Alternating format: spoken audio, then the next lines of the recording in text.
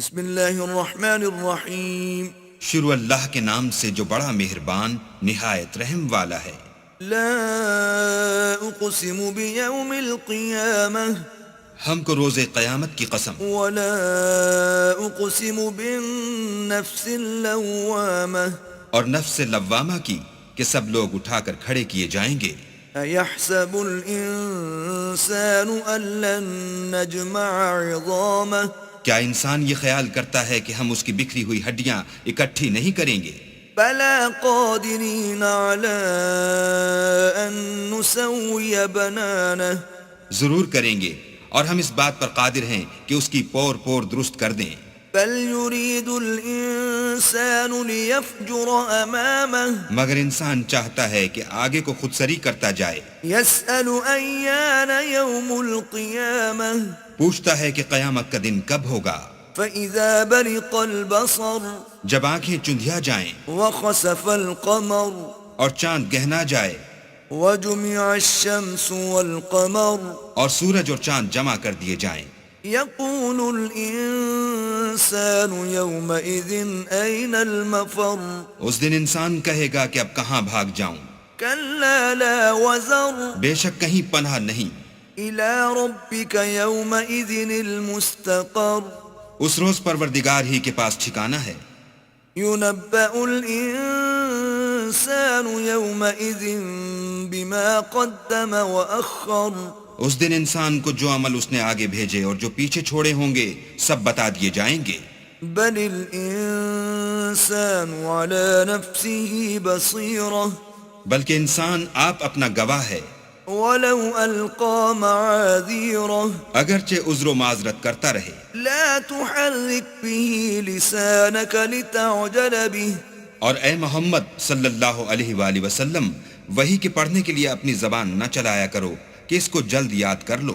إن علينا جمعه وقرآنه اس کا جمع کرنا اور پڑھانا ہمارے ذمے ہے۔ فإذا قرأناه فاتبع قرآنه جب ہم وحی پڑھا کریں تو تم اس کو سنا کرو اور پھر اسی طرح پڑھا کرو۔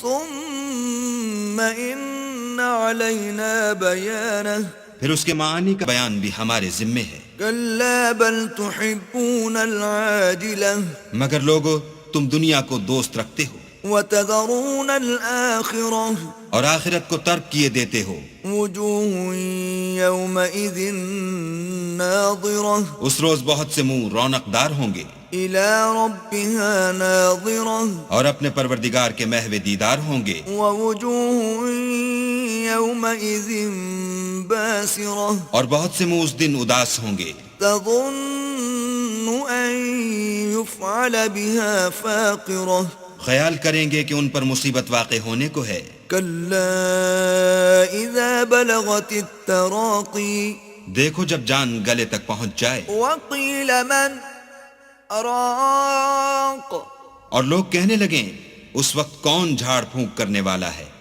وظن أنه الفراق اور اس جاں بلب نے سمجھا کہ اب سب سے جدائی ہے، والتفت الساق بالساق اور پنڈلی سے پنڈلی لپٹ جائے۔ إلى ربك يومئذ المساق اس دن تجھ کو اپنے پروردگار کی طرف چلنا ہے۔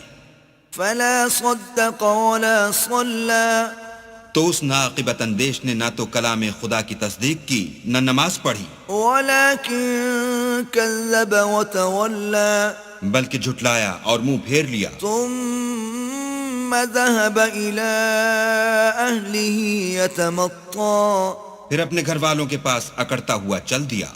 أولى لك فأولى افسوس ہے تجھ پر، پھر افسوس ہے، ثم أولى لك فأولى پھر افسوس ہے تجھ پر، پھر افسوس ہے۔ أيحسب الإنسان أن يترك سدى کیا انسان خیال کرتا ہے کہ یوں ہی چھوڑ دیا جائے گا؟